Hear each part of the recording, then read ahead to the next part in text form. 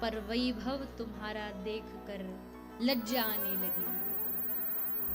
क्या कहेंगे, ये इतने सब लोग खड़े हैं, क्या लाया है? चावल की एक पोटली, इतने बड़े मित्र के लिए चावल लाया है, लेकिन भूखे से तुम खाने लगे तंदुल की गठरी छीन कर। आहा, क्या स्वादिष्ट चावल है। चावल में क्या स्वाद, लेकिन भाव में स्वाद है। तो वैकुंठ छोड़कर दर बदर जो पीछे पीछे घूमते हैं, ऐसे राधावर, ऐसे भक्त वत्सल भगवान। ये भागवत कथा ना, ये भगवान के स्वभाव को बताती है, भगवान के प्रभाव को नहीं। भागवत भगवान के स्वभाव को बताती। प्रभाव सुन के इज्जत तो मन में पैदा हो जाएगी, पर प्रेम नहीं होगा। प्रेम होगा जब स्वभाव को जानोगे। मैं हमेशा कथा में कहती हूँ, मैं आपको यहाँ भगवान को भगवान मनवाने के लिए नहीं बैठी, वो तो आप मानते ही हो। सुबह शाम 2 अगरबत्ती तो दिखाई देते हो। कितना भी बड़ा नास्तिक क्यों ना हो, भारत में जन्म लिया है तो सुबह शाम अगरबत्ती दिखाना तो जानता ही है। भगवान को भगवान मानने में मजा नहीं है, भगवान को अपना बनाने में मजा है। अभी कृष्ण आएंगे, आप कृष्ण गाथा सुनेंगे, गोपियों की आप चरित्र सुनेंगे। इन्होंने भगवान को भगवान कभी माना ही नहीं। ब्रह्मा जी आके जब हाथ जोड़ के स्तुति कर रहे थे ना, और मनसुख मधुमंगल देख रहे थे कि ये 4 मुंह वाला ब्रह्मा हाथ जोड़ के कृष्ण की स्तुति कर रहा है, तो आपस में हंसने लगे। कैसा बावरा है, देखो हमारे कन्हैया की जय जय कर रहा है। अरे हमारो कन्हैया कोई पूजा पाठ के यहाँ थोड़ी बने हुए। अरे हमारो कन्हैया तो गले लगावे के ताई बने हुए। हाथ जोड़ने में क्या मजा है, गले लगाने में मजा है। भगवान मानने में क्या मजा है, भगवान मानने में तो दूरी और हो जाती है। वो भगवान, पाप का डर, अपराध का डर, ये ना हो जाए, वो ना हो जाए। लेकिन अपना मानने में गलती हो भी गई तो अरे अपना ही तो है। भगवान से रिश्ता, अभी उस पे आगे चर्चा करेंगे, कैसा रिश्ता हो भगवान से। तो प्रहलाद जी किसी से डरने वाले नहीं है।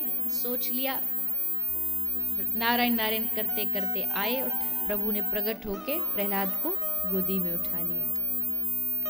अब उधर हिरण्यकशिपु बड़ा खुश हो रहा है, चलो एक शत्रु मारा गया। बेटे को शत्रु मानता था, मारा गया। पार्टी शुरू हो गई हिरण्यकशिपु की। अप्सराएं बुला ली, बढ़िया सब नाच गान चालू हो गया।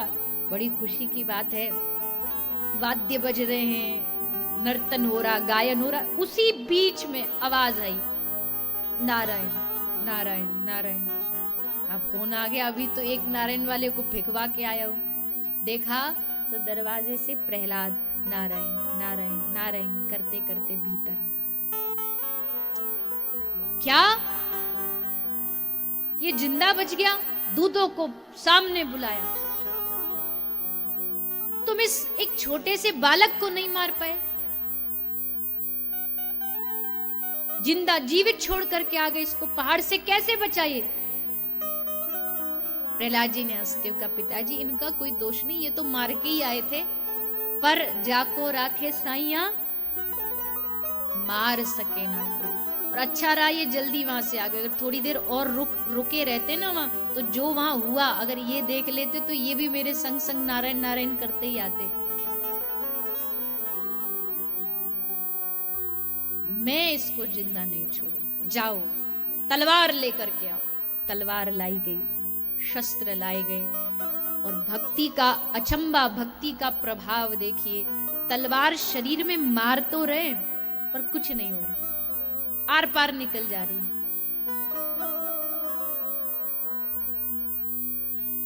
जहर लाओ, विष पिलाया गया। भगवान भोलेनाथ ग्रहण कर गए। भूखा प्यासा कारागार में डाल दिया गया। लक्ष्मी जी रोज आती, भोजन करा जाती।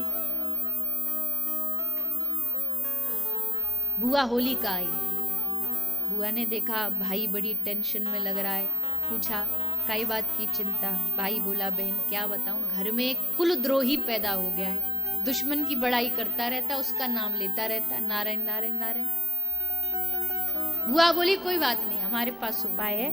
हमको ब्रह्मा जी ने एक चुनरी दी थी वरदान में, उसको लेके मैं आग में भी बैठ जाती हूँ तो कुछ नहीं होता, मैं बच जाऊंगी। तो प्रहलाद को लेके बैठ जाऊंगी, मैं बच जाऊंगी, वो जल जाएगा। हाँ हाँ, एकदम सही प्लान बनाया। अग्नि जलाई गई, सारा राज्य इकट्ठा हो गया, देखते प्रहलाद मारा जाएगा। बुआ होलिका चुनरी लेकर के अग्नि में बैठी, लेकिन जैसे अग्नि में बुआ बैठी, कहते 49 प्रकार की वायु होती है, अलग अलग समय पर अलग अलग वायु चलती है, पर आज भक्त की रक्षा के लिए भगवान ने 49 प्रकार की वायु एक साथ चला डाली। और ऐसी वायु आई कि बुआ की चुनरी उड़ी और उसके सर से उड़ करके प्रहलाद के सर पर आ गई। प्रहलाद जी बच गए और बुआ होलिका, बुआ का आग में धुआं हो गया।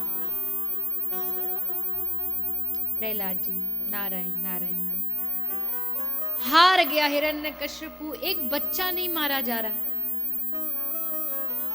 अंत में हताश होके, निराश होकर के कहता है प्रहलाद से, कहाँ है तेरा नारायण? प्रहलाद जी ने कहा सब जगह है, तुम में है, मुझ में है, ये जितने मुझे मारने की कोशिश कर रहे हैं इनमें है, सब में है। कहाँ नहीं है ये पूछो, कण कण में तो वही समाया है। अच्छा, इतना भरोसा, हर जगह है? हाँ जी, हर स्थान पर है। तो इस खंबे में भी होगा। पिताजी तुम मानोगे तो इसमें भी मिल जाएगा। अच्छा, अभी देखता हूं। निकाली गदा और सामने जो खंबा है उस खंबे में जोर से गदा प्रहार किया, और जैसे गदा प्रहार किया खंबा फटा और खंबे से साक्षात श्री नरसिंह भगवान का प्रादुर्भाव। बोलिए नरसिंह भगवान की। नरसिंह भगवान विकराल रूप धारण करके ताल ठोकते हुए, जमाई लेते हुए, लंबी लंबी दाढ़ें, जीभ निकाल करके रौद्र रूप में आज भगवान नरसिंह प्रकट हुए हैं।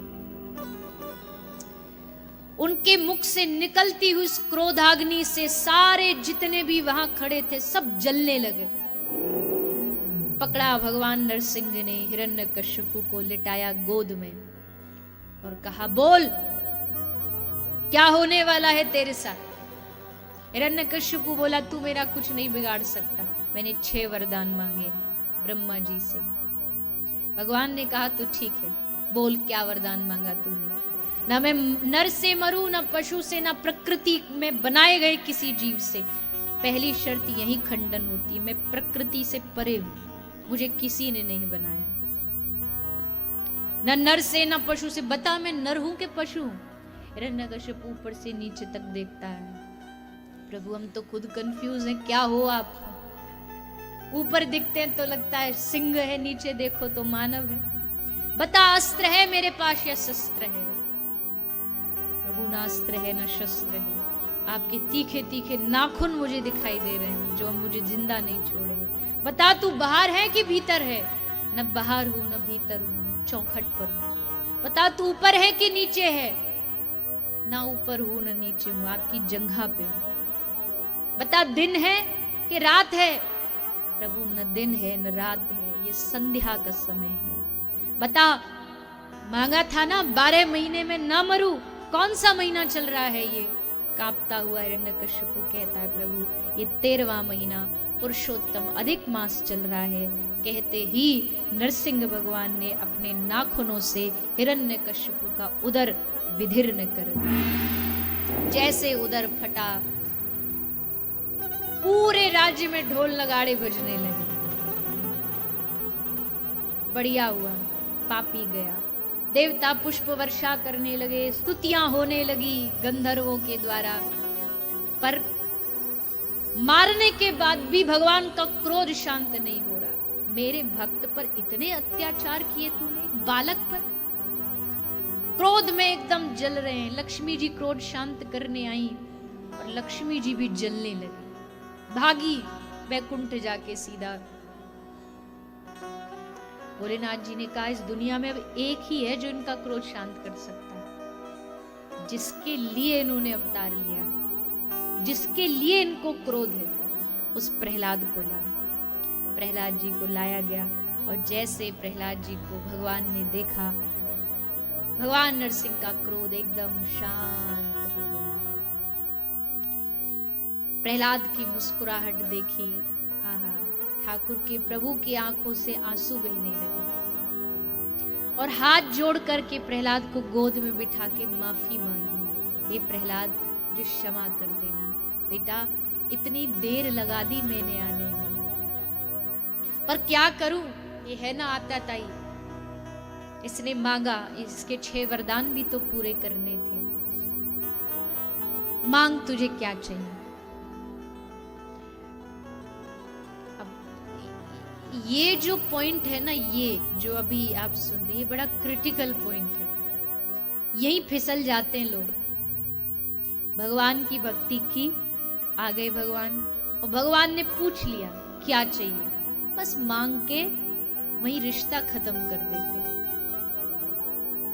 मांग लिया, अब वो लक्ष्मीपति है, दे देगा, उसके लिए कौन सी बड़ी बात है। लेकिन असली भक्ति वो है जो यहां फिस लेना और कहे मुझे तुमसे कुछ नहीं चाहिए, मुझे तुम चाहिए।